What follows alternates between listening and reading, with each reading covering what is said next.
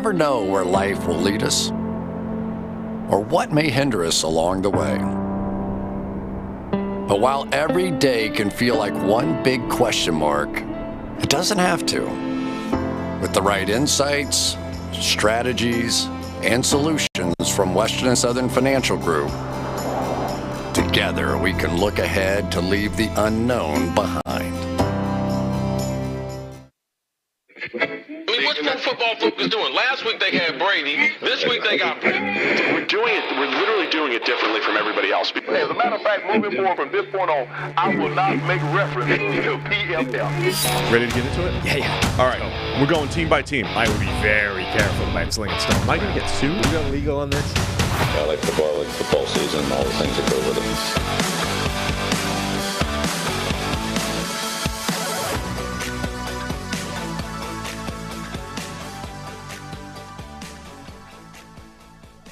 Welcome into the PFF NFL podcast, Wednesday, July the 11th, not June, July the 11th, and the 12th. Jesus, nothing about that was right other than hello and welcome.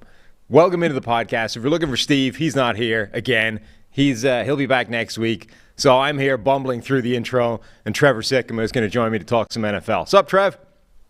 Yeah, I'm not Steve, so no. I guess that's another place that we failed to intro this podcast the way that we're supposed to. Yeah. So no, the intro. It's only up from here. Like we can truly only get better from this point forward. So I see what you're doing. I see the strategy. It's smart. It's good podcasting. It's playing the expectations game. Lower expectations right out of the gate, and then from this moment on, it can only be better.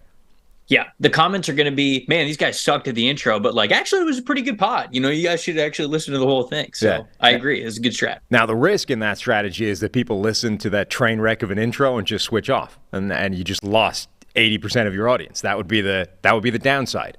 No, in this generation, this generation's not, quick to decide things, irrationally. They certainly listen to all of the content. I'm sure of it. They're known for long attention spans and, being able to suffer through any kind of negativity and keep on going to the other side. You're right. I don't see any reason why there would be a problem. Not at all. All right. It's going to be a fun show today, Trev, because we're going to dive into the Twitter beefs that have been going on. We've got All-Pro versus All-Pro? Was Asante Samuel an All-Pro? Probably, right? At some point? Yes. He had to be. Yeah. So, Hall of Famer versus All-Pro. Put it that way. And that's going to lead us into some, player versus player conversations. But also, we're going to look back at the biggest draft steals over the past 10 years. ESPN has an article where they ranked 50 of them. And, with the greatest of respect to ESPN, their list was garbage. So, we're going to do a better one. And give our own rankings. I've got a top 5, you've got a top 5, and it's going to be better than anything ESPN has on their website. I haven't read ESPN's yet, so I really hope that my list, the way that it differs from you, is not in line with ESPN's, because then you're going to say that mine's... No, my biggest problem with theirs, honestly, was I think they ranked some very high draft picks as steals. Like, to me, if you're talking biggest draft steals of the decade, like, I didn't even really look earlier than the 4th round because I think I have one guy that was drafted in the 3rd maybe. But, like, if you're day 1 or 2, you really can't be a draft steal at that point. Like, you've got to be a low round pick that turns into something good for the value proposition to be there. So we did top 5s. Yeah. So, like, we're going to talk about our top 5s, but there are 3 in particular that I thought about that didn't make my top 5s for the reasons that you just mentioned, because they were 3rd-round draft picks. But there's 3 guys that I have as 3rd-round draft picks who I at least mentioned, who I have in my top 10, because it's like, okay, the position that they play and just straight up how dominant they are. To me, that's still a draft steal, but these guys who were drafted in the 4th, 5th, 6th round who have turned out to be really good, not just starters, but just overall like franchise pieces, I think you got to weigh that a little bit more. So I haven't seen their list, but that would make sense why you wouldn't like it. If I wrote down a list of 15 possible players, and not one of them was drafted higher than the 4th round. So that's kind of my immediate stipulation. Okay, you're missing 3. So we're going to talk about the 3 that I have that you're missing that you should have considered. All right, well, we'll get into it first, but first of all, before we get anywhere, we got to tell you about our friends over at Fabric. What's on your family's summer bucket list? Maybe some traveling, going swimming, or cookouts in the backyard. Something that should be on every parent's bucket list is protecting their children through every season of life, no matter what. Fabric by Gerber Life makes it quick and easy to protect your family with a term life insurance policy so you can focus on the fun. You can go from start to covered in less than 10 minutes with no health exam required. Join the thousands of parents who trust Fabric to protect their family. Apply today in just minutes at meetfabric.com/PFFNFL. That's meetfabric.com/PFFNFL. MEET fabric.com/PFFNFL. Policies issued by Western Southern Life Insurance Company, not available in certain states. Prices subject to underwriting and health questions. All right, Trev, tell me who I should have included even though they were day 1 or 2 picks. Wait, so am I starting at 5 or are we talking about the other guys? So if you got let's talk about the guys that I didn't even consider because they were picked too early in the draft to qualify. Okay.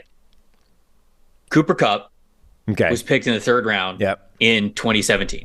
Picked 69 overall. First of all, nice.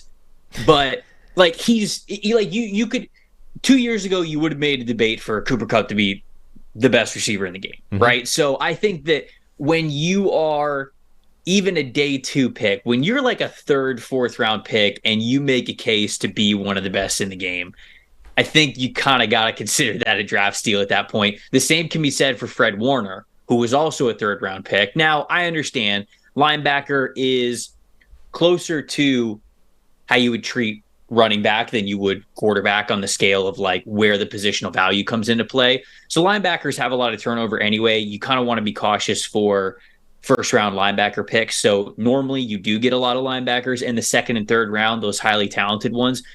So knowing that Fred Warner is in that in that window, but getting the unquestioned number 1 linebacker in the NFL right now in the 3rd round, to me, still a draft steal. You got to give it its nod. And then Danielle Hunter as well, 3rd round pick. And I think that Hunter is supremely talented. So I shouted out him as a 3rd round pick too. So those are my 3 that were 3rd rounders that I could consider. Yeah, there were definitely names that jumped out from the 3rd round. But I think I just got put off by the idea that for pretty much each one of them, you can find a pretty close comparison from the 5th round somewhere else, right? Like, and those guys, because they're 2 rounds later, they're the steals to me. So let's start going through our top 5s. I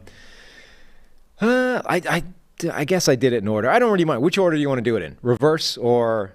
Yeah, let's do a reverse. Let's go 5-1. We gotta keep up the suspense. So do you want to go first? Who's your 5th best draft steal of the last decade?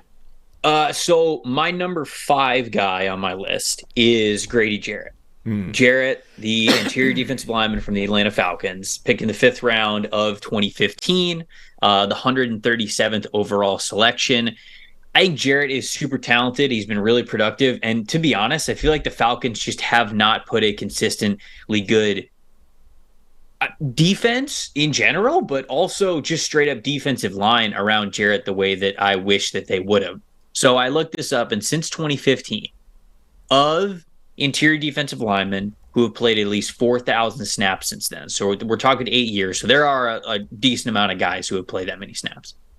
Jarrett is 7th among interior defensive linemen in overall PFF grade, 10th in pass rush grade, 9th in total pressures, and every player who is in front of him on that list was a 1st rounder outside of Chris Jones. Right. So that to me signals and is heavy evidence towards a draft steal when you are 9th in total pressures for interior defensive line, and every single player in front of you is a 1st rounder, and the only one who wasn't was a 2nd rounder, an early 2nd rounder in Chris Jones. So for you to get picked in the 5th round and be in that conversation with those guys, that's a draft steal in my opinion. No, agreed. Absolutely unquestioned draft steal. He's on my list as well.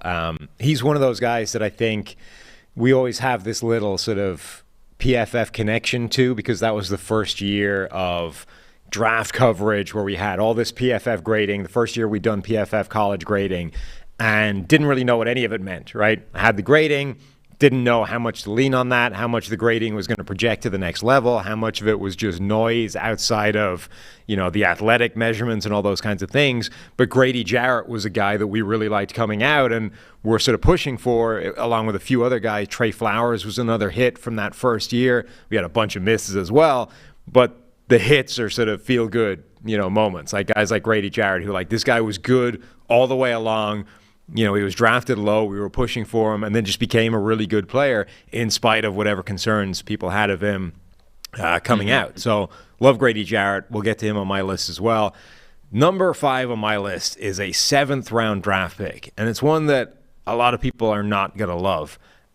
Charles Leno, who was drafted in the 7th round in 2014, pick number 246 overall. So almost the very end of that draft.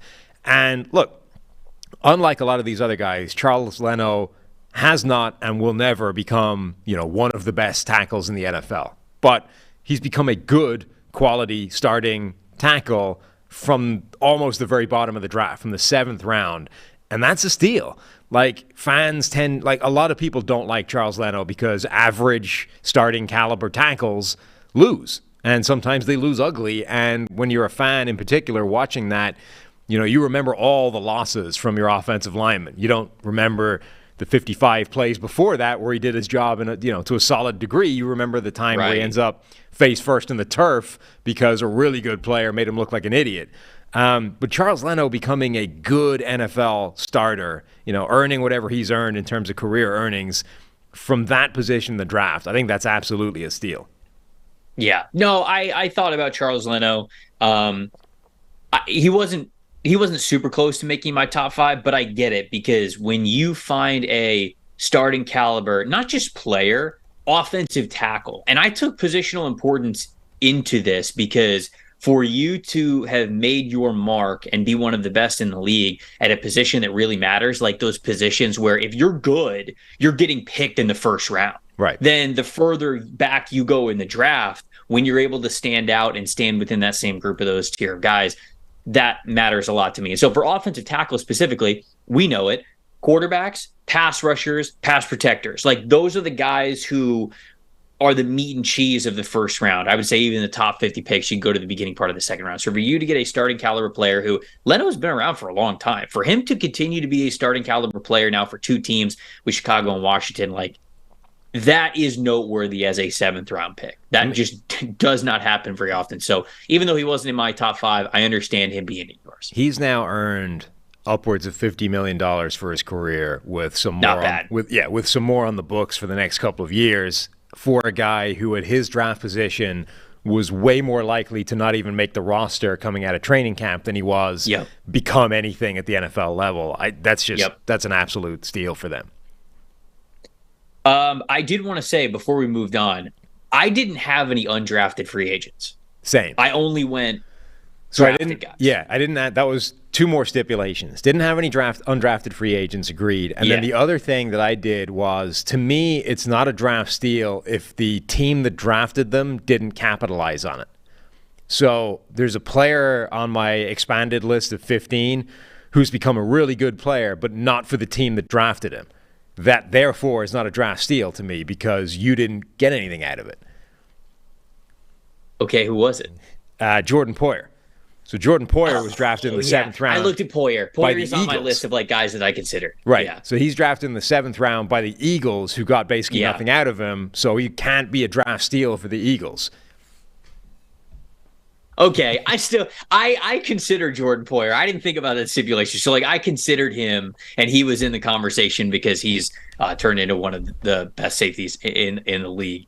And obviously, as a 7th rounder, that definitely matters. So I considered him, but I guess I kind of see what you're saying. If you didn't pan out for the team that drafted you, right? And there aren't many of those guys. Like Poyer was the one that definitely jumped out. There was maybe a couple of others that I considered, but they didn't even make it onto my list of the expanded 15. So there's not many guys. Like if you were a draft steal type of player, you tended to hit with the team that drafted you. Yeah. Well, thankfully, I don't have any of those cases in the rest of my top 5, so we're good to go. All right, who you got? Number 4. 4 is a player who I don't think you had on your list. And to full transparency, Sam sent over his list first when we were doing the exercise, so I got to see his players. And we copy on a couple of these because they're obvious ones. But there's 2 that you didn't have that I have on my list that I can't believe that you didn't have on your list. So I'm interested to hear your case. One of them is here, George Kittle. You didn't have Kittle on your list, right? No, didn't.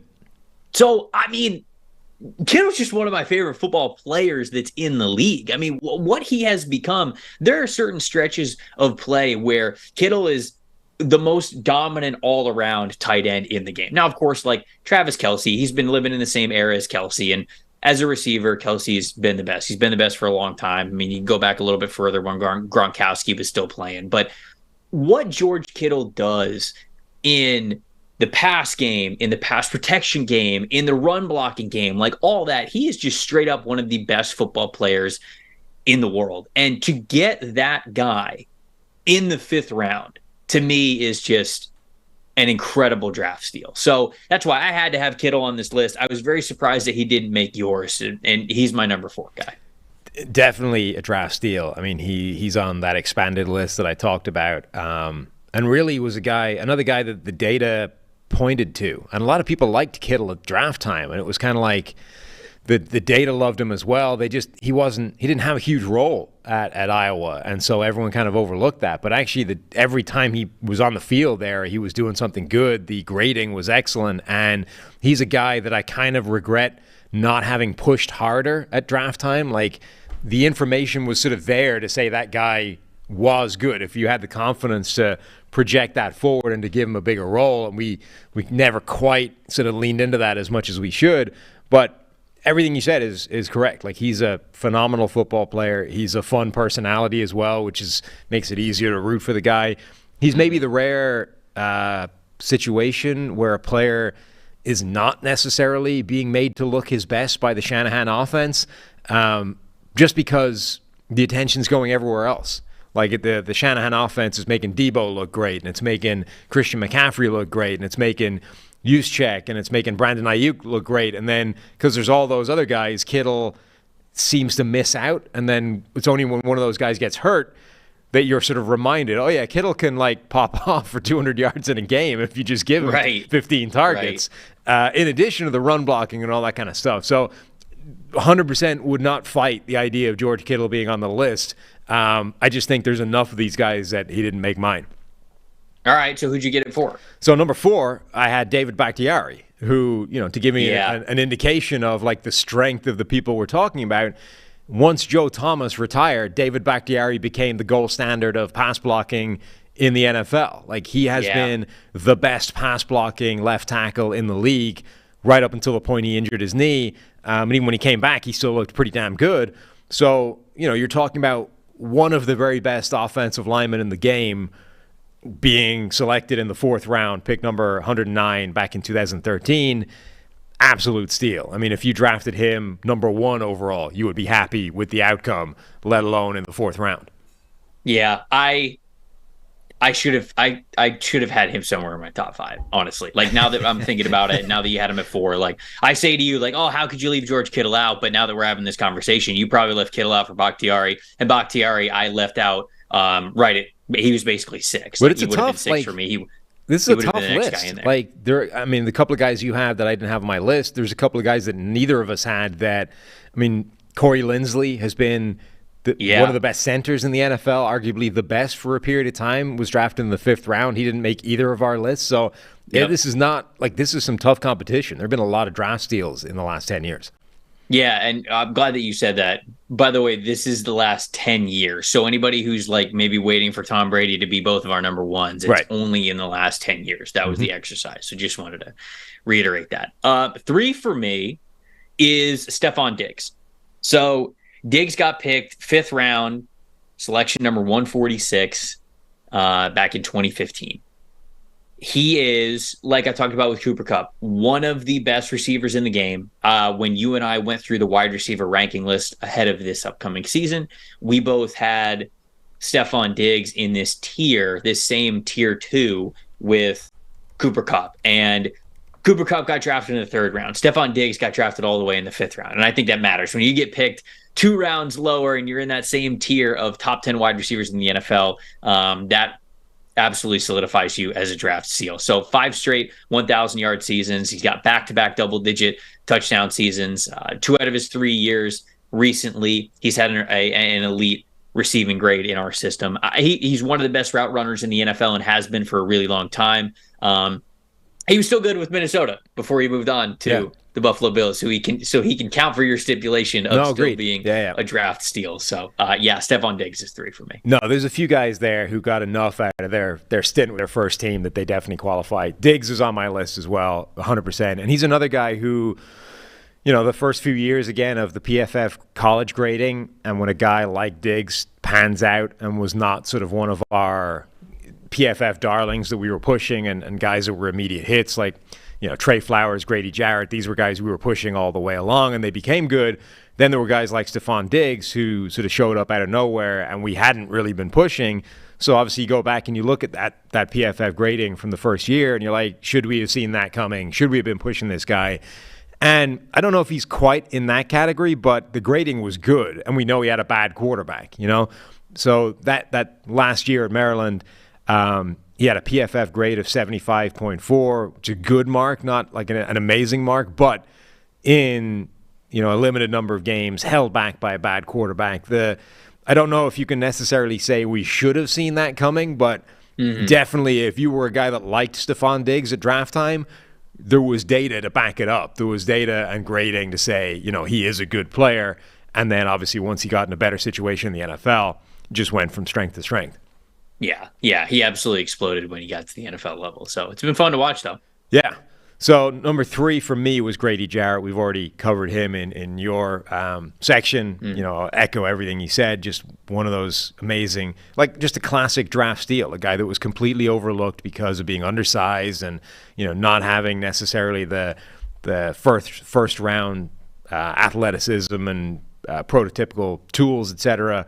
But it's just been really good from day one, and Atlanta has done a pretty lousy job of surrounding him with any kind of help. Like for a lot of that period, that defensive line has been him and nobody else.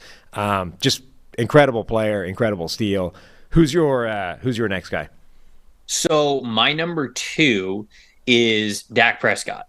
So Prescott selected 4th round, 135th overall, 2016 draft. And going back to what I said at the beginning of this exercise, positional value has to matter in an exercise like this, because for you to hit at quarterback and get yourself a franchise quarterback. Yeah, I know there's a lot of people that have tons of different opinions on Dak, but like Dak is absolutely one of the best starters in the NFL. And when he's been at his best, Dak is a top 10 quarterback. For you to get a top 10 quarterback in the NFL in the 4th round, it's bonkers. Like quarterback is one of those positions. I mean, we saw even just this past draft, like we've got guys that you are clamoring to get in the first 5 picks of the draft. I mean, Anthony Richardson goes 4 overall just because of what he could be, because he plays this position that means so much to the game. So if you have, I mean, it almost kind of sounds mean to say it like this, but if you have any real, tangible, bettable talent at the quarterback position, you're getting picked in the top 50. Like, you're getting picked somewhere in the first or the beginning part of the second round. So for Prescott to last all the way to the fourth round, that means that every team in the league had major concerns about this guy ever being a consistent starter. And not only has he become that for the Dallas Cowboys, but he has exceeded those expectations. And like I said, at times looking like a top 10 quarterback in the NFL. Some people would consider him a top 10 quarterback in the NFL right now. I think that I would be right there within that conversation to say that when he's healthy, he is that kind of a player. He is that kind of a quarterback. So for you to get that guy in the fourth round, that to me has to be way up there for one of the top 10 draft steals over the last 10 years. Yeah, the Dak Prescott conversation now has become, what can he be relative to the truly elite quarterbacks in the NFL? What is he relative to his contract? What is he, all those kinds of things. But if you sort of rewind a little bit and look at big picture, what he's been relative to his draft status, it's insane. Like if any of the guys drafted this year turned into Dak Prescott, you would consider it absolutely well worth a draft pick, including the number 1 overall pick, the number 2 overall pick. Like, if those guys had Dak Prescott's career, you would consider that a good draft pick. And Dallas got him in the fourth round, 135 overall. And obviously it's one of those classic serendipity stories because they didn't want him. They wanted Paxton Lynch in the first round and couldn't make it happen, right? And lucked into Dak Prescott later on, I guess, fine, we missed out on the guy we want. We need a quarterback. Let's add somebody to the room. Tony Romo's our starter. We know he's going to break at some point. Let's just add a body. You add Dak Prescott in the fourth. And then another one of those like classic examples of immediately you realize you had it wrong because Dak was winning that job like right away. And Jerry Jones probably doesn't get enough credit for how willing he was to kind of turn the keys over to Dak when he had Tony Romo, towards the end of his career. That was not a gimme that you just pitch the keys over to Dak and say, all right, this guy's the future. He won that job. He did, a great job of showing that he was way better than anybody thought he was going to be. And then Jerry Jones was willing to ride that wave and to make the switch happen. Yeah, agreed. Definitely one of the top 5 draft steals in the last 10 years. Is he your number 2? Was he 2 for you? Yeah. Okay. And also, by the way, another thing that sort of helps it is being in the same draft where, the top of the draft is the great debate. Is it Jared Goff? Is it Carson Wentz? And Dak Prescott ends up being the best quarterback from that draft class. Like, nobody's talking about him. He's buried in the fourth round. I'm sure you can find somebody who was a Dak truther all the way along, but really nobody, like almost nobody you can think of had any kind of love for Dak Prescott that year, and that in the fourth round he ends up being clearly the best quarterback of that draft class. Yep. All right, who's your number 1 guy? So I went back and forth between who I was going to have at number 1 between this player or Dak Prescott. And the reason is because of that positional importance thing, right? I mean, like if you nail it at quarterback in the fourth round, that is a major steal. I would say the same for edge rusher, especially at the place where Max Crosby is now. So I have Max Crosby as my number 1 draft steal because over the last 2 seasons, 2021 and 2022, nobody's had more pressures than this dude. He has had the most pressures in the NFL, and he has ascended himself into tier 1, in my opinion, of all edge rushers. So I just did the edge rush rankings going into the season. You throw Micah Parsons, you throw Myles Garrett, you throw TJ Watt, Nick Bosa, Max Crosby, and then I throw Joey Bosa in there too. He's either right on the cusp of tier 1 or tier 2. So I think that those guys all make up the top tier edge rushers in the NFL, but Max Crosby has a case to be number 1. So as much as I love Dak, as much as I'm caping for Dak, as much as I did the same for Stephon Diggs, like those guys are easily tier 2 of their positions. Maybe, you could say that, okay, maybe Dak's tier 3, whatever. They're not tier 1. None of those guys have the case to be the number 1 at their position in the NFL. Max Crosby does. And this is still the position where if you are good, you get picked in the top 3. You get picked potentially number 1 overall. Teams sell the farm to go get you because they know what kind of an impact of a player that you could be. So to get a player who has a case to be number one in the league at such an important an important position to the game, and one that is coveted as much as edge rusher is. That's why I had Max Crosby at number one. Yeah, I mean, I don't hate it. He's not on my list at all, but but I think you make a compelling case. Clearly you do hate it. No. Stephon Diggs was my number one guy, so we've already covered him. But look, I agree with Max Crosby. He's an interesting guy because he's become a very different NFL player to what he was in college. Like, a lot of these guys effectively just continued being amazing, and the miss was sort of incorrectly evaluating them coming out, right? And we didn't see it. But Grady Jarrett was an amazing player in college. He's still an amazing player.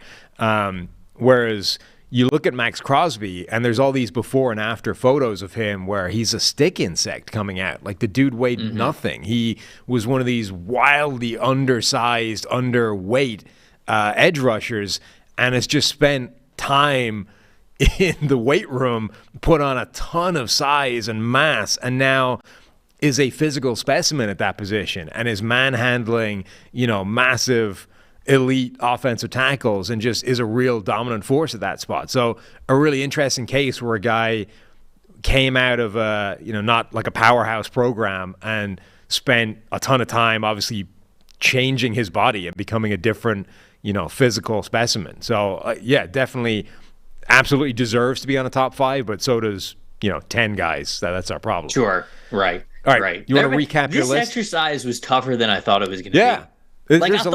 I thought there was going to be, especially narrowing it down to 10, like a 10-year window. I said to myself, like, oh, okay, if you go top 10 or if you go top 5 draft steals of all time, that could get difficult once you're getting towards, pick 3, 4, 5, who you're deciding between. But like 10 years, 2013 to 2023, it's like, oh, this will be easy. And it wasn't. I mean, there are some other guys that I wouldn't say were like threatening the top 5, but like Matt Milano was a 5th round pick. Za'Darius Smith was a 4th round pick. Darren Waller was a 6th round pick. Cam Curl was a 7th round pick. There's a handful of guys that I found in just doing research that reminded me, like, oh yeah, this guy got drafted late and he's awesome now. I'll give you some other names that were on my sort of short list. Not even talking about the guys that were like interesting picks, but I knew we're never going to make a top 5, so I didn't even include them in the list. And then we'll recap our top 5s and move on. So Jordan Poyer, we already talked about before. I decided wasn't eligible because he became good for a different team. Josh Norman. It was a short window, but there was a period of time for a couple of years where Josh Norman was as good as any corner in the NFL. Drafted in the 5th round, pick number 143. Micah Hyde, the other Bills safety. He was good in Green Bay for a while first, so he counts, unlike Jordan Poyer, but a 5th round pick there. Corey Linsley, we already talked about. Quandre Diggs, the other Diggs, 6th round pick number 200 overall. Yeah. Tyreek Hill, obviously we know why he was a low draft pick. It's I didn't consider Tyreek Hill just because he was a low draft pick for a not good reason. Right. So I didn't consider him. Matt Milano, who you mentioned, and then Amon-Ra St. Brown, a 4th round pick number 112. So a ton of these guys, and that's not even mentioning any of the guys. If you decide that I'm being harsh, and actually 2nd and 3rd rounders can easily be, draft steals, then you've got a whole world of other guys to open up as well. Some of them that you mentioned up top, and that a ton of them in that ESPN article who, mockingly throwing shade at ESPN. But go read the article. It's a good piece. 50 of the guys on their list done by friends of the show, Jordan Reed and Matt Miller, I think, combined on that piece. All right, so let's recap our top 5. I'll do mine first. Number 5, Charles Leno, a 7th round draft pick back in 2014. Number 4, David Bakhtiari, a 4th round pick in 2013. Grady Jarrett, number 3, a 5th round pick in 2015. Dak, a 4th round pick in 2016. And Stephon Diggs, my best steal of the last decade, a 5th round pick back in 2015. Oh, I should have. I'd feel guilty now not having David Bakhtiari on my list. But my list, number 5, I had Grady Jarrett. Then at number 4, had George Kittle. 3 went with Stephon Diggs. 2, Dak Prescott. And number 1, I have Max Crosby. All right. I like it. I think we did well. I think those are 2 solid lists, and combined we've definitely got, a good starting point. I'm glad that I'm actually, looking at it now, I'm glad that one of us had Kittle and one of us had Bakhtiari on the list, because that to me feels like the top 6. Well, like those guys plus Diggs plus Crosby plus Prescott, like those feel like the top 6 players. And then you can get into some preference of like, all right, are you considering Cooper Kupp? Are you considering Fred Warner? Are you going further with guys like Leno? Does Jordan Poyer count? But like, I feel like the top consensus 6 was represented here. Yeah, it lets us cheat a little bit and turn a top 5 into like a top 7, and that's that's better. So I think that's a good way of doing it. All right, now we got to wade into to Twitter beefs, because for some reason Darrelle Revis and Asante Samuel were going off at each other yesterday on Twitter. It seemed to start because Asante Samuel apparently has been sort of sniping generally when it comes to Sauce Gardner. And he replied to some random tweet basically saying, the New York media is going to push you in a big way if you happen to be in the New York media. Clearly taking a shot at Sauce Gardner. Sauce Gardner sort of replied saying, basically, what's the deal? You're constantly on my back. And then obviously Revis, as a former New York Jet great, jumps in to defend his heir apparent, and the two of those guys start going back and forth, which is always funny to me because Revis is an unquestioned Hall of Famer, and I think Asante Samuel was a great corner in his day as well, and they were great in dramatically different ways. But when they're getting into a Twitter beef, like they're both trying to act like the other guy was garbage, you know what I mean? Which is just patently ridiculous because they're both great players in their own ways.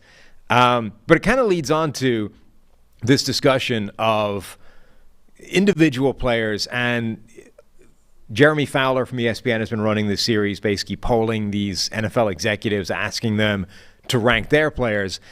And I think it throws up some really interesting individual discussions. Sauce Gardner versus Patrick Surtain as the best corner in the NFL, I think, is one of them. That's kind of where this Revis, Asante Samuel thing was driving towards. Asante Samuel, with the style of corner that he was, is clearly a guy that values turnovers more than anything else, right? So if you get a bunch of interceptions, you are going to be a guy that Asante Samuel thinks is a very good corner. Like, I would imagine Trayvon Diggs is in his top 2 corners in the NFL. Sure. Right. And Samuel's not out of his mind by thinking that, right? I go back to this all the time. What's the number one thing every single coach preaches? The turnover differential. Right. Offenses coaches will tell you every single week, we have to win the turnover battle. We have to win the turnover battle. Take care of the ball. Defensive coaches are slamming the whiteboard.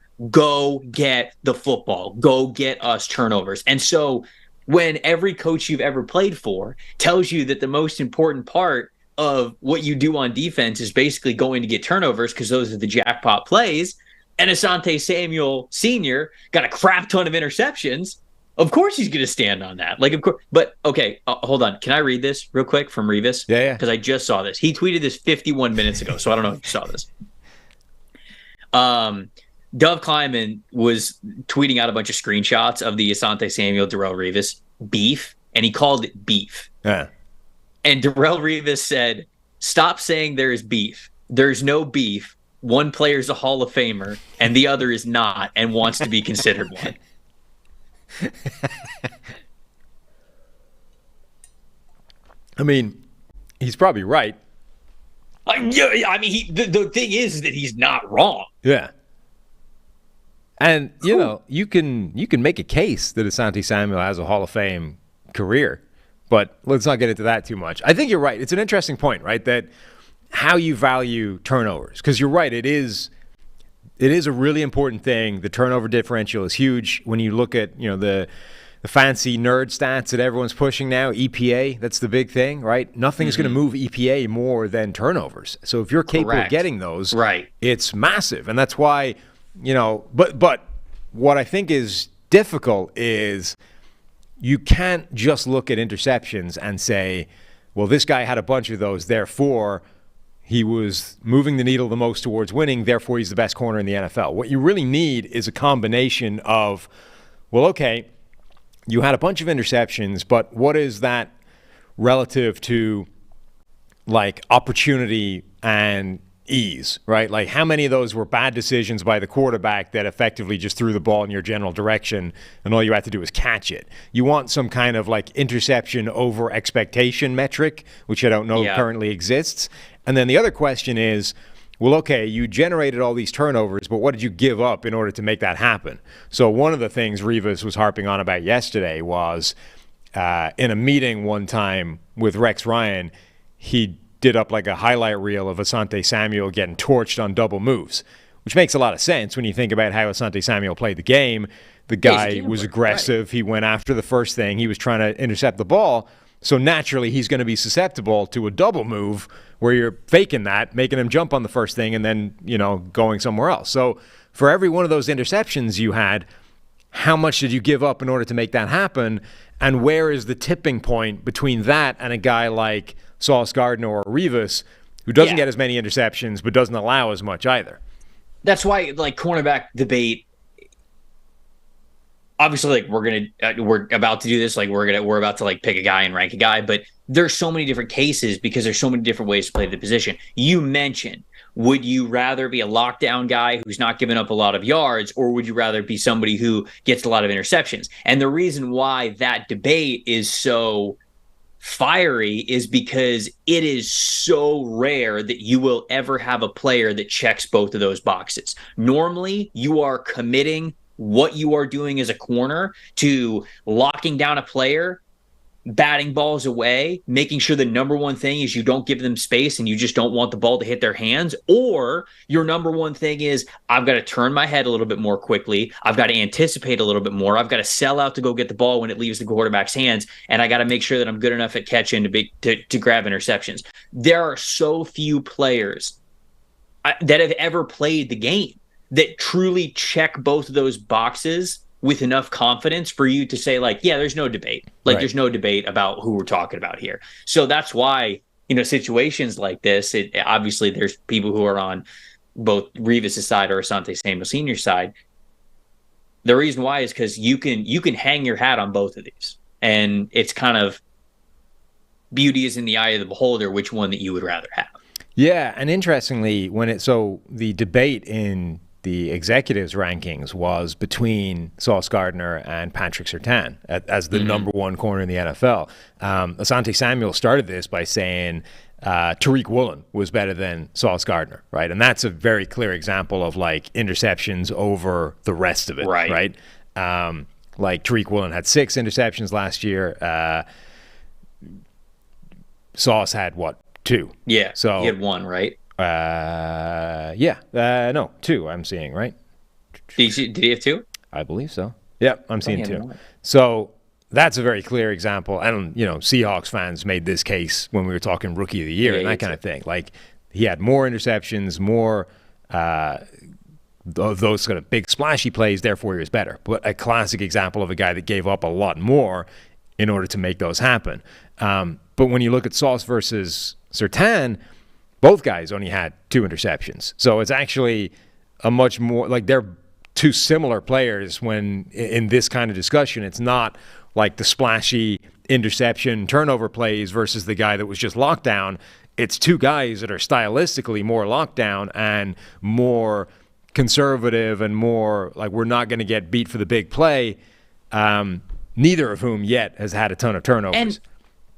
And can we just admit, like, that's kind of how it's supposed to be in your first 2 or 3 years as a corner, right? Like, even if you're a really talented cornerback. So people have probably heard me say this phrase before, but I've heard a former player say this. When you are a rookie cornerback trying to start in the NFL, it's like drinking water through a fire hose. There's just so much coming at you.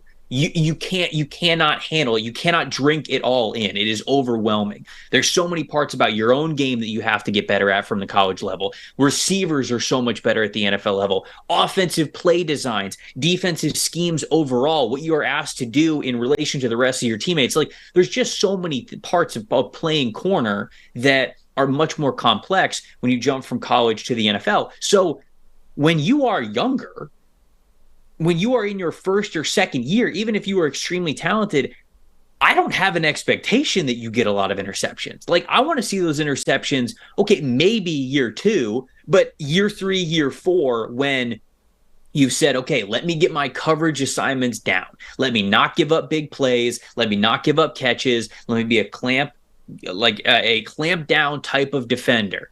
And then year 3 and year 4, when I've seen a lot more, when I've watched a lot more film, when I can anticipate a little bit better, that's when we'll start to get a little bit more aggressive. That, to me, is the progression of a really great corner, which is a progression that I think that Patrick Surtain II is on, which is super encouraging, and that's why he's in this conversation. I mean, the other thing is, I think people dramatically underestimate just how much of interceptions are, I don't want to say luck-driven, but are opportunity. There's an element.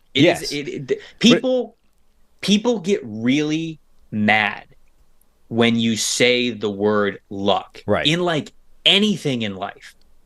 But even job opportunities, right? Like whatever it is, people get really offended because when you say the word luck, it triggers something in a lot of people's minds where they say, "Oh, you think that I didn't work for this?" Yeah. No, that's not what we're saying. You worked for it to put yourself in a position to capitalize when luck bounced your way. That's how you, and I'm not saying that this is every situation, but in certain situations, that's the truth. And I think a lot of people don't have the right mindset for that. And interceptions at the NFL level I agree with you completely. You have to work on your footwork. You have to watch your film. You have to become stronger at the catch point. Like, you have to know when to turn your head. Like, you have to have all these snaps, all of this experience, all this studying under your belt so that when you turn your head and the quarterback just happens to throw it a little bit further right than he should have, you were there and you capitalized on that mistake the way that you were able to do. Or if the ball just bounces off the receiver's hand a certain way and you were able to catch it because you put yourself in the right situation, you still got lucky with where the ball bounced. Yeah, so, and that's what I mean. It's like, forget the ones where, the ball hits a guy in the face, it bounces up, and it lands in your hands. Like, that's clear, obvious, as lucky as you're ever going to get as a defensive back. But I mean, like, the luck that is the difference between, did you turn your head and look for the ball a half second too late, or did you get it exactly right and the ball was right there? You know what I mean? Like, just that luck, which is effectively you did the same exact thing, but the hair difference in timing, which was not like, dramatic. It's not a massively better play by you. It's just the way the timing synced up. You got, quote unquote, lucky, and you were looking right at the right time as opposed to a split second too late. And there's no better, like, there's not much you can do as a defensive back to put your finger on the scale to tip it in your direction. Like, you can be a good catcher of the football. You can have good hands, and that's obviously going to help. But generally speaking, it's something that's massively luck-driven and is going to fluctuate year to year. And there's no better example of that than Trevon Diggs, who is, I think everyone agrees, is basically the best ball-hawking cornerback in the NFL right now, right? He has legitimate receiver skills in his career, in his past. Mm-hmm. He used to be a wide receiver. He can catch the ball. He goes after the ball in the air. He creates turnovers. On the other hand, that 1 year that everybody lost their minds over where he had 11 interceptions, the 2 years either side of that, he's had 3. That's one more than the disappointing level of Sauce Gardner, this year that everybody's kind of criticizing. So if he had gone, if that was his baseline and he had 3 interceptions every single year, nobody would be talking about him as a guy that turned the ball over or contributed in any way, shape, or form to generating turnovers. But because he had 1 year where a lot of luck bounced his way, and if you go through those turnovers, there were a lot of lucky plays in there, and the number spiked and he has 11, we get to talk about him in those kinds of terms. So when we're looking at Surtain, who had 4 and then 2, or we're looking at Sauce, who had 2 this year, the number doesn't really mean anything to me. Like, it's a small sample size of a number that we know is massively impacted by luck. Let's focus on the actual coverage elements, which is each one of these guys was in coverage 600-plus snaps where he had to track a guy and stop somebody catching the ball. How did they do? Mm-hmm. That's the important thing. Yeah. No, I think so too. And again, going back to where these guys are in their careers, I think that that's really important. Yeah, so that's I would agree with you in that regard. to me, the debate comes down to how much confidence do you have in Sauce Gardner backing up effectively what he did as a rookie? Because what he did as a rookie was absolutely spectacular. He had the highest PFF coverage grade in the NFL, 90 grade, the only guy above or at 90, obviously. 87.9 overall. He had 14 pass breakups, which was, I think, the most in the NFL, certainly the most in the NFL when you factor in, combined pass breakups and interceptions, sort of plays on the ball, if you like. He only gave up one touchdown. The touchdown he gave up was a miscommunication within the Jets defense that he will still claim was not on him. Now, he might be right. It's difficult to identify anybody else that it would be on, but there's at least debate. It wasn't like he got torched. You know what I mean? He got beat badly on a play. Right. It's some kind of collective mental screw-up in that Jets defense that ends up with him getting a touchdown pinned on him. And the only reason I think that that's kind of notable to bring up is it's literally the only touchdown he's given up in his entire college and NFL career so far. Yeah. Didn't give up anything in college. And the one touchdown he's given up in the NFL, there's at least debate as to how much of it is his fault. That's big. Like, that's as shut down as it's possible to get in today's NFL. But we know coverage is noisy and it fluctuates year to year. And it's entirely possible that next year he ends up posting like a 65 grade and he's a totally different looking player. So to me, that's the only conversation. That's what Surtain did his rookie year. Right. I think didn't Surtain had like a 66.8 coverage grade or something? Yeah. And it looks.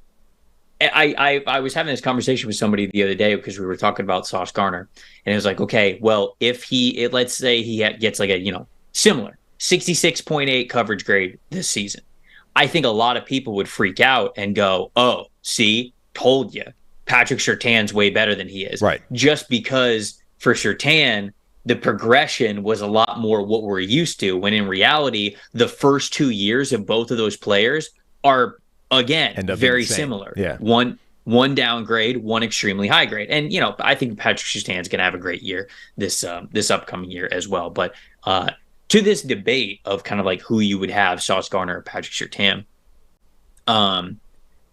it's close. It's a coin flip. It truly is. I had Sauce as a higher player on my ranking when I did the all under 25 list, so I won't back down from that. I'll say that I would have Sauce above Pat Surtain, just because of just the unique athletic ability with the size, the speed, the recovery ability, all that kinds of stuff. But I will say this.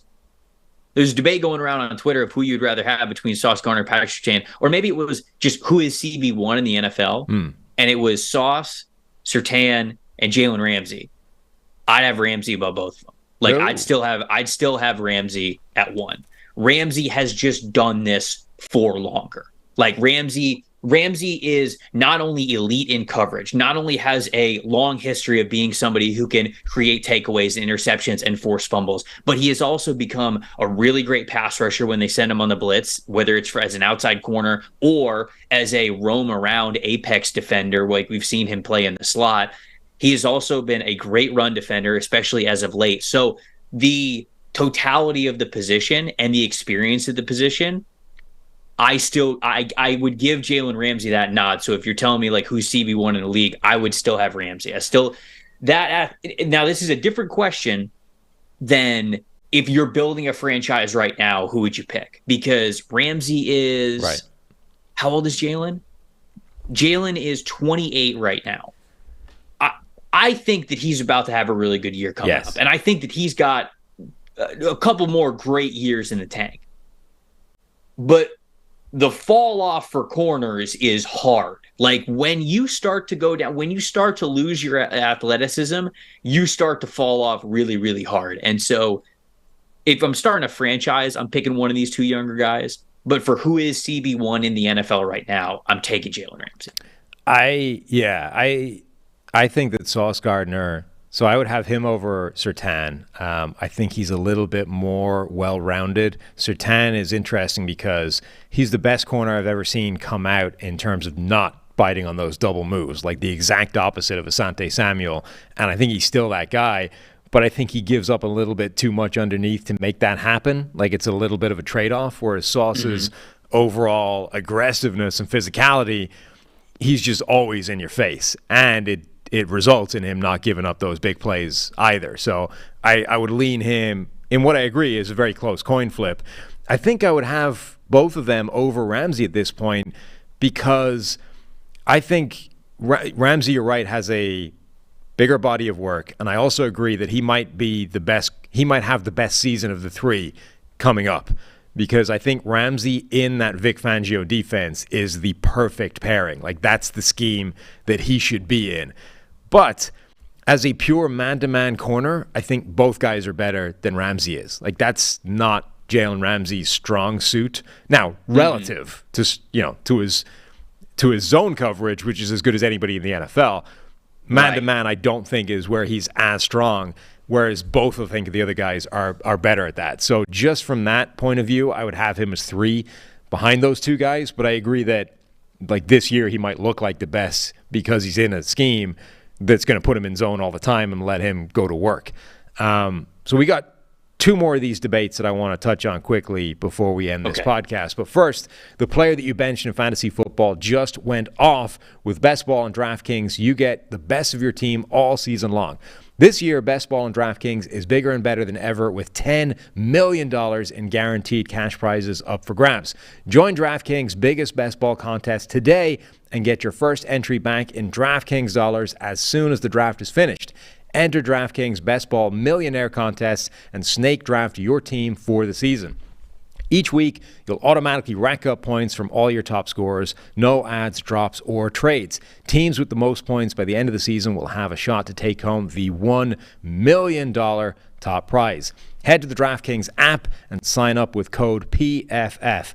Join the DraftKings $10 million Best Ball tournament and get your first entry back in DraftKings dollars. That's code PFF only on DraftKings. Gambling problem? Call 1-800-GAMBLER. 1 per customer. Opt-in required with $10 entry fee. Bonus issued is 10 DraftKings dollars. Age and eligibility restrictions apply. Void where prohibited. See DraftKings.com/promotions for details. Ends July 14th, 2023. So just a couple of days left to get yourself in on that.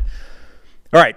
Another debate that was showing up on the Jeremy Fowler stuff that I thought was interesting because I can't really believe it's a debate. Aaron Donald versus Chris Jones. Apparently, 1/2 season of injured Aaron Donald is enough for people to go, I'm out. He's no longer number 1. It's Chris Jones. Donald is on the decline, and it's time to start writing his eulogy. No, I don't think. So this, okay. I do want to say that wasn't there an anonymous executive who had Aaron Donald as the 3rd best there was. Interior defensive lineman? Mm-hmm. Seek help. That's my advice for whoever this was. Seek help.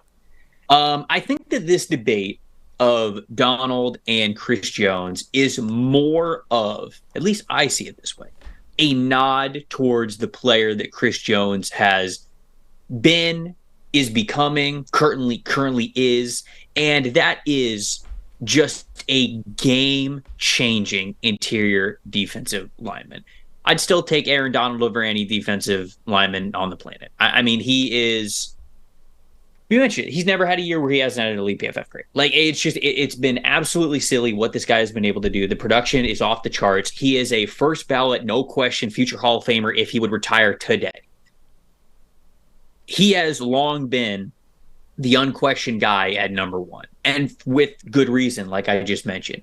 But Chris Jones, when it comes to that sort of play of truly being a game changer, a defensive lineman where you have to point him out every single play. Not only do you have to point him out every single play, you need to game plan for him before the game even starts. How are we going to handle Chris Jones when he is lined up as a 3-technique defensive tackle, when he is lined up as a nose, when they slide him over as a 5-technique edge rusher? What are we going to do about Chris Jones?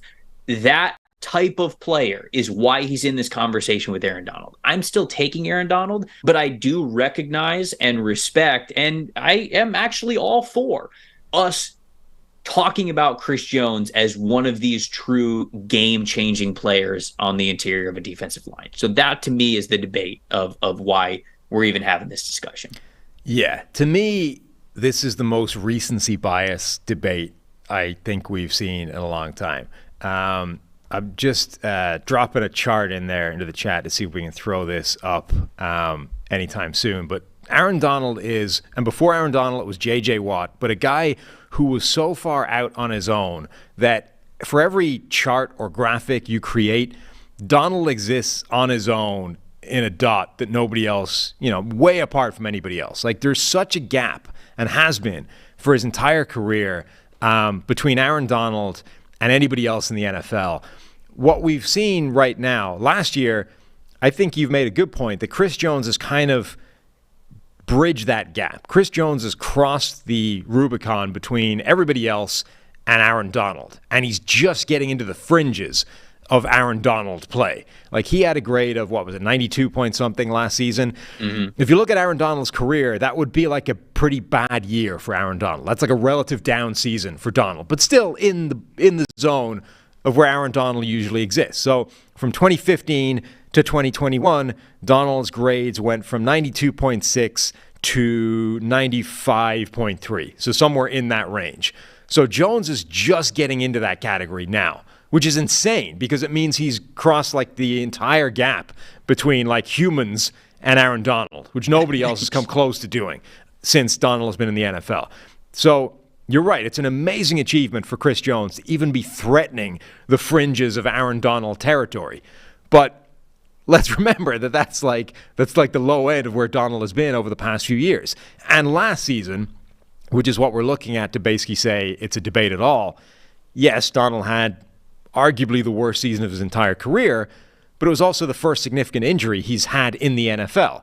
So in order to make this case that Chris Jones belongs as the number one guy, you have to agree to several stipulations. Number one, Chris Jones will back up what he did last year and do it again. That's by no means a guarantee. Number two, Aaron Donald's injury, his first injury hit season is now his baseline going forward. And number three, that at the age of 32, he's probably going to be declining and not going to be the same guy again. All of those things have to be true simultaneously for this to even be a discussion. And if none of them are, or if one of them isn't, it's still Donald as the number one guy. Look, I say Donald's the unquestioned number one, but I think this is more of a praise towards Chris Jones. And you said it right there. Chris Jones has ascended to a plane that is closer to Aaron Donald than anybody since Aaron Donald has really been recognized as the best interior defender in the league. So, it's clearly Aaron Donald. Right. But the other Chris two, Jones should get a salute, and he does. Agree. The last 2 points I would make. So the injury obviously hit Aaron Donald, took a bunch of his playing time away. He only played 11 games, so he missed 6 games with injury. That does a couple of things. Number one, it obviously reduces all of his stats overall, so you're not going to get the same thing. There's also an opportunity cost in PFF grading terms to missing 6 games when you're a really good player. It's not that the grades inherently ding. There's that chart. Now, Donald is the spot on the top right on his own where nobody else is anywhere near him. That, generally speaking, is the Aaron Donald zone for any statistical chart you create. He just exists in his own anomalous dot that nobody else has come close to. Now, Chris Jones has successfully, essentially, taken his dot and put it somewhere near Aaron Donald's. Like, he's bridged that gap between everybody else and Donald, but he's still at the fringes of where Donald typically resides. So the opportunity cost of missing those 6 games.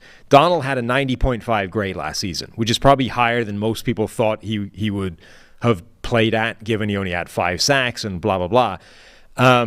If he played simply at that same level for 6 more games, the number would be higher because playing at a high level for a longer period of time is more difficult than playing at a high level for a shorter period of time, right? So it's more impressive.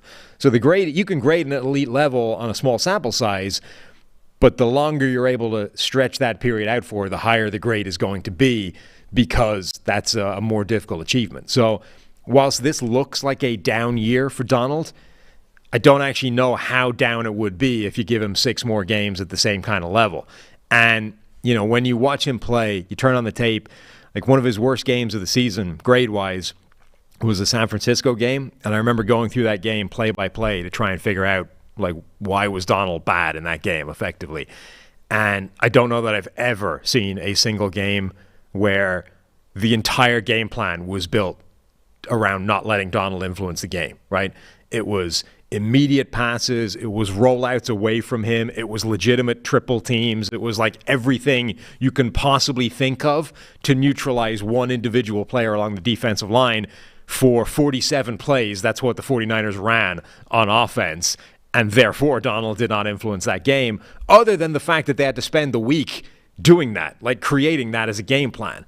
So Donald is still Donald. And whilst Chris Jones might be pushing himself into that same kind of category, until Donald stops being Donald, he'll be the number one guy on that list for me. Yep. Agreed. All right. Nice. So that's that pulpit climb down from. This next one I have less of a strong take on. It's effectively the best number 2 wide receiver in the NFL. So Jalen Waddle, Devontae Smith, T. Higgins. Each one of those guys effectively plays second fiddle in their offense, but is in their own right an extremely high-level elite wide receiver. If you can only pick one, who are you picking and why? Chris Godwin.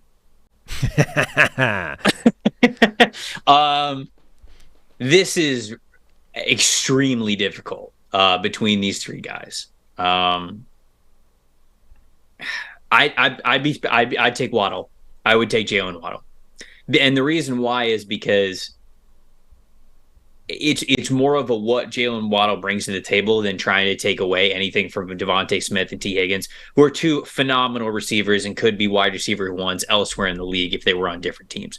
Waddle, though, in a similar light to how we talked about Tyreek Hill when making a case for him to be the number 1 wide receiver in the NFL, Waddle's element of speed is just different. I mean, this guy, when we talk about having a top gear, he has top gear and then NOS attached to it. Like there is, that's the type of speed that we're working with here. And I feel as though during his time in Alabama, and I think early on in his time in the NFL, he really only was able to utilize that to its maximum potential as yards after the catch. When you get the ball in your hands, then he could really let loose, pin his ears back as pass rushers do, and just run as fast as possible.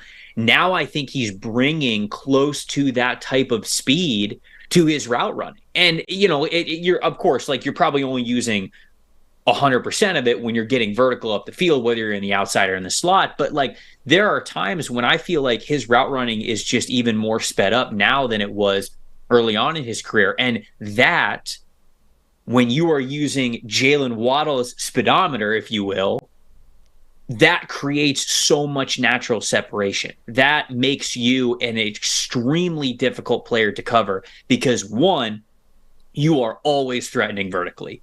You are demanding of whatever corner is in front of you at any moment. I could shuffle my feet, shimmy my shoulders, fake to the right, go to the left. And if I get even with you within the first 2 or 3 steps of my route, you are toast. I am about to create 3 or 4 yards of separation from you. I don't care where you went to college. I don't care what track you ran in high school. You're not keeping up with Jalen Waddle. So because of that unique athletic gift, true elite top speed, I would give it to Waddle as my my choice for that number 2. Yeah, I think I'm leaning in the same direction. So coming out, what's interesting is I think, to me, T. Higgins is the clear third guy on this list. Now, I think they're all close. Clear third. I don't know if I'd go that far. I think Devontae and Jalen Waddle are both higher than T. Higgins are because I think they win in more ways. Both of them do. Now, what was interesting to me is, obviously, Waddle and Devontae Smith came out the same year, and I thought Devontae Smith was a clearly better wide receiver at draft time than Jalen Waddle. I thought he was a significantly better receiver in college and therefore is a better prospect. Now, in the NFL, what you have is the difficulty in trying to sort of extricate each guy from their individual circumstance, right? What's been really impressive to me for Jalen Waddle is that he's now been deployed in 2 completely different ways within that Miami offense, because the offense changed and the circumstances changed, and Tyreek Hill came in and Mike McDaniel came in. So year 1 for Jalen Waddle, like, my concern with him coming out is when you look at his college tape, almost everything is from the slot against corners or DBs playing a mile off. Like, you just had all the space in the world to work from, right? And when you're really fast, that's like a cheat code. Like, of course he's going to have huge production and huge numbers and huge explosive plays because he's not facing any kind of difficult scenario. Year one, you saw a lot of like what that would look like if you're trying to feed that guy a lot of high volume stuff, right? So he actually did play wide quite a lot. Like, more than a third of his snaps year one were played out wide, but almost all the time when they were in that situation, he was running like a shallow drag or one of those sort of whip routes, the in-out type deals where you're just trying to get him open laterally quickly. So it didn't really matter that he's on the outside where you can be potentially bump covered and given jams and pressed at the line, all that kind of stuff. And then you had all the slot stuff which played. So his average at the target that year was 7, which is pretty low. All the stuff was short, but it was really high volume. He had, 138 targets, 100 catches, all those kinds of things. And he was good at that. Like, the ball in his hands, run after the catch, he's fast, it's all good. Year 2, when Tyreek Hill comes in, now Jalen Waddle becomes like a vertical threat, and you start pushing him down the field more and take advantage of all the gravity that Tyreek Hill is having on a defense. We know how much Tyreek Hill completely changes coverages. Well, now you have like one of the fastest receivers in the NFL to take advantage of that space, and his average depth of target almost doubles. It goes up to 12.2 this most recent season. He becomes way more of a big play guy, and I think sort of shows like that versatility. On the flip side, you've got Devontae Smith, who is still one of the best route runners in the game, at the NFL level versus college. Still has incredible body control, still has great hands. All the stuff he was good at in college, he's still good at the NFL. But you do have that lingering question over how good can he be against physical coverage. And year one, that was the sort of one question that was left from his rookie season. And year 2, they kind of skirted around it by bringing in A.J. Brown and just sort of taking those plays away from him. So I'm still left with a little bit of a lingering question of, if he was your number 1 guy, if he wasn't a number 2, and he had to deal with that again, would he still be the best of this trio? I think as a number 2, he's got an argument. But if he has to be the number 1 guy, I don't know if you can let him do that. Whereas I think you probably can do it or find a way of doing it with Jalen Waddle, and then T. Higgins, his sort of quote-unquote deficiencies are in different areas. See, that's why I think I'd have T at 2. I think I would go Jalen Waddle, T. Higgins, Devontae Smith. I have less concerns about T. Higgins. I mean, obviously he can deal with physicality. That's his game. But I think Devontae Smith is a significantly better route runner. I think he's as good in terms of body control. It's just at a smaller size. I think he's a better receiver across the board, but he just potentially loses out with that physicality question mark. Needs a big question mark, though. But that's how I'd rank him. I'd go Jalen Waddle, T. Higgins, and Devontae. I'd clearly have Jalen at 1, and then it's a toss-up to me for who would be 2. I find it very difficult to work out how much Jalen Waddle is currently benefiting from the Tyreek Hill effect, which we know is massive. Like, obviously he's benefiting. He's also shown year 1 that he's capable of being, a really impressive playmaker in his own right. But I don't know. I find that a very difficult thing to sort of figure out how big an influence that is on his play. I think that's fair. Well, maybe fair is not the right word. I think that's a natural thing to think about, but I sort of believe that those questions are dangerous because you can do that with a lot of players in the NFL, right? We were having the quarterback debate, and look, Patrick Mahomes is number 1. Like, we all already know that. But Patrick Mahomes being number 1 at quarterback does not come without the questions of like, oh yeah, he had Kelsey. Oh yeah, he has Andy Reid. Like, what's Patrick Mahomes' career like if he doesn't go to Kansas City? So it's sort of, I do know what you're saying, because when you evaluate players, especially individually, you want to try to take them outside of their environment and truly just understand what their individual skills are. But to me, that is useful, but you also just have to understand, like, that's kind of a dangerous game that there's never going to be a perfect answer for. Like, no, I think that's fair. Yeah. Sometimes the system also just gets the most out of you, right? Like, sometimes you're just used in a way that makes a ton of sense. Like, I think about Deebo Samuel, right? And I look at Deebo Samuel and I go, if he was not in a Kyle Shanahan offense, I actually wonder how much Deebo would be utilized as this Swiss Army knife that he actually is. And that's not to take anything away from Deebo or his talents, but he happens to be in an offense that allows him to have the freedom to truly be this do-it-all type of player. And we get to now see that a lot. And the volume of which we get to see it then increases our perception of where we believe that Deebo should stack up against other receivers in the league. So I feel like I'm getting like too philosophical now with it, but it's harder than people realize to truly remove a player from their situation when we go into like, oh, who would you rather have, this or that? Because I feel like you can do that with any successful player. Because football teams aren't meant to just go through one guy. You're supposed to have another receiver to alleviate you here. You're supposed to have a quarterback who understands your type of game, can get you the ball in your hands. You're supposed to have the pass run balance, all this kinds of good stuff. So it's more difficult to do that than I think some people make it out to believe when they kind of come up with this, like, oh, what is he outside of the defense or the offense? I think it's incredibly difficult. In fact, it's impossible. But I would push back on the idea that it's dangerous and you shouldn't even try, because I think you have to. Like that's where the magic. Like that's where it all lies. I wouldn't say you shouldn't try. I just think that people, and I'm not even saying this to like you specifically.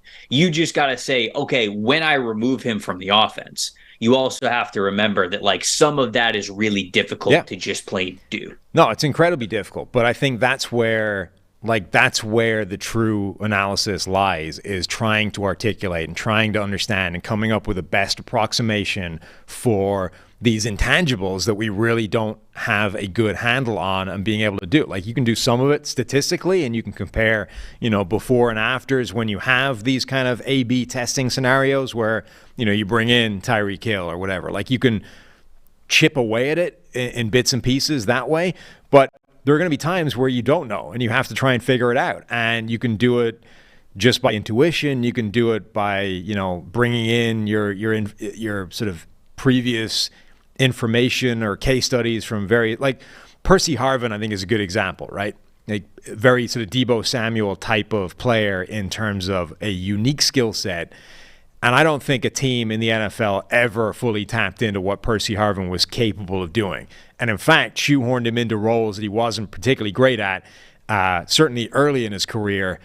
And then, then they traded him to Seattle, and it doesn't really work out. But like Percy Harvin, had he found his Kyle Shanahan, had he found the Deebo Samuel version, like if he found his version of Kyle Shanahan, I think we would have been talking about a guy that, like, potentially has a Hall of Fame type of career based off what he could have been as an offensive weapon. He just never really found that guy, and was consequently sort of shoehorned into, well, this is with a role that exists in this offense. This is the thing you're closest to being able to do, and we'll give you some backfield carries because that's kind of tricky as well, but this is what you're going to have to try and do most of the time. And Dante Hall, the human joystick, I think was a similar idea. It's like, we don't really have what you do in this offense, so how about you learn how to be a slot receiver and see how that goes? Like, there's so many times where it's difficult to try and figure out that part of it. But like, understanding how each element of an offense or defense influences the other elements it's like the holy grail of football analysis, right? Like, that's what NFL teams are trying to do when they sign draft picks, when they sign free agents, when they trade. Like, this is literally the holy grail. If you could actually do that, if you had a program, if Steve over there with his PFF IQ, if like version 4.0 cracks that code, it's like the most valuable thing that's ever existed in the NFL, because now you have a literal computer program where you type in, all right, I am adding Deebo Samuel to the Denver Broncos. Insert, like, press enter. What does that do? right? And you have the immediate answer to what that does to not just the Broncos, but to every player on the team and to Debo. Like the complete solution to how this influences everything. Absent of that, you're still trying to answer that question. You just have to do it in a lot more rudimentary, prehistoric fashion and do it like in your own brain and try and come to that answer. Yeah, no, I agree. And again, like as a draft analyst, that's what draft analysis is all about. Like you're trying to take a guy and say, okay, am I seeing him at his peak in the system that he's in college? Is he more than this? Is he getting held back? Like all sorts of stuff like that. But it is what makes the football evaluation process so fascinating. But I don't think people, and again, not saying you, I don't think that people give enough weight to how difficult of a question that is to answer. Like some people think that Patrick Mahomes, there's no way he would be the level that he is today if he didn't land with the Chiefs. Right. Would he be this good? I don't know. But like you'd still be really damn good. It's not like you'd be trash. And I think that's people get really carried away with that. They'll go like, oh, take him off of this offense and he's terrible. And it's like, okay, well, no, I think there's got to be a lot more nuance. So that question is just when I said dangerous, I really meant dangerous because people can get really reckless with it and they can just go, oh, well, if he was on a different defense or if he was on a different offense, then he wouldn't be anything. And it's so much more nuanced than that. It takes a lot more careful consideration to evaluate what a guy is individually. Yeah, and then the other thing about it is I think when you're doing that, it becomes 15 times more easy to have your own personal biases creep in because you're not, generally speaking, working from like concrete information. So when we're talking that's sure Waddle versus Smith in particular, like I'm acutely aware of the fact that I thought it was pretty clear Devontae Smith was a better receiver than Waddle at draft time. So we're now 2 years later and we're trying to sort of extricate these guys from their situation and try and figure out how much each influencing factor is improving or holding them back, blah, blah, blah. And I'm also acutely aware in the back that my prior was in a specific order and it wasn't particularly close. So if I'm reversing them, or if I'm like factoring in how much should I ding, like I think you would agree with this, right? Like Tyreek Hill, Mike McDaniel together inflate Jalen Waddle's overall performance relative to like generic, put another number one wide receiver and another one coach there. He's better right now than he would be in that scenario, right? The question is, how much is that percentage? So in my brain, it's like, I know I need to ding him for that. On the flip side, I just want to say this. I don't mean to cut you off, but like, I think we also sometimes fall into a trap of like posing the question, okay, if you put this receiver in the worst situation possible with the worst head coach and the worst offense, how good are they? And like, that's your barometer for how talented a player is. And like, that's just not how football works. So that's another dangerous, I keep using the word dangerous, but like that's a slippery slope of this is you mentioned, and I completely agree with you, Mike McDaniel being there, Tyreek Hill being there, the offensive line being revamped, the overall speed of the offense kind of everywhere on the field, no matter who's on the field, like all of that goes into Jalen Waddle having open space, you making the most of his speed there, him getting yards after the catch, him being able to threaten vertically and be able to get one-on-ones vertically because you have Tyreek Hill and these other guys who are on the field as well who have a ton of speed. Like all of that goes into it. But you don't want to get carried away and say, like, all right, if this guy was on the worst offense in the NFL and the O-line stunk and there were no other receivers and the run game was terrible and the quarterback stunk, how good would he be? And they would go, okay, that's how you should judge a player. And I also don't think that's correct. Some of that is useful, but you don't have to just say how good would a player be in a terrible situation. No, I don't think that's to evaluate how good they are individually. I don't think that's a good thought exercise at all. But I think what you're trying to do is essentially say, if we neutralize this and made it average, what does it do?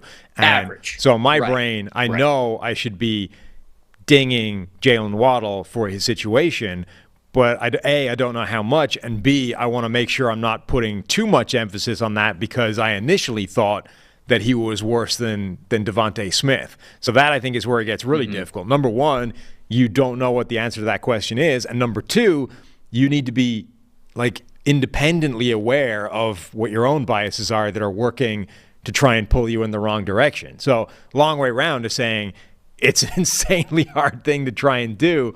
And yet I think you have to do it, because otherwise you would just look at the box score numbers and conclude that one guy is better than the other. And we know that's a ridiculous way of evaluating anything. That's true too. Yeah, I would agree with that.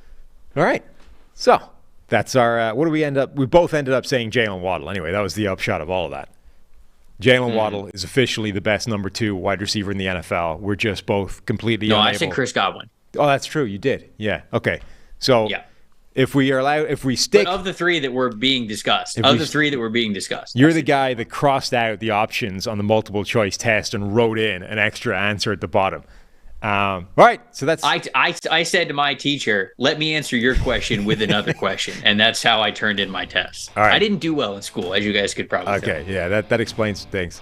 That's the show today. Tomorrow we're going to be talking about that new Netflix show, Quarterback, which is dropped already Wednesday. So go and binge that today. We're going to try and get through a couple of episodes and talk about that on tomorrow's show. Thanks for listening. We'll talk to you then.